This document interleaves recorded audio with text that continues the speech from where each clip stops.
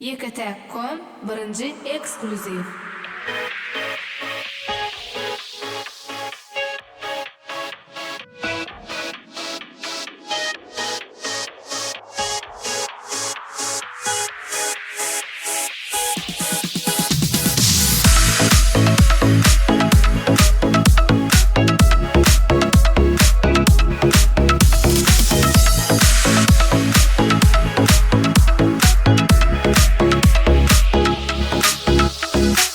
Gecenin yarına yeni oyunun seni ölüp düşümde söylemekten seni bilmedim.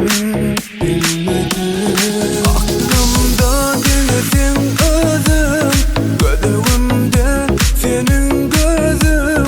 Bana duşu göttün dünyamı, söyleyen seni.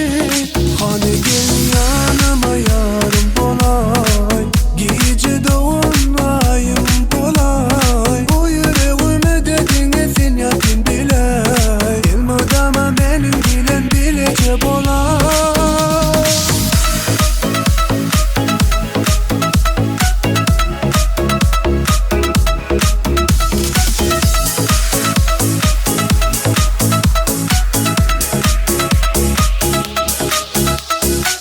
Yüreğimin sesi yine uğrayar seni yine de.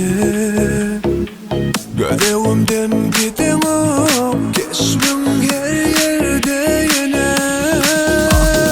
Aklımda değilsin özüm, gözlerimde senin gözüm.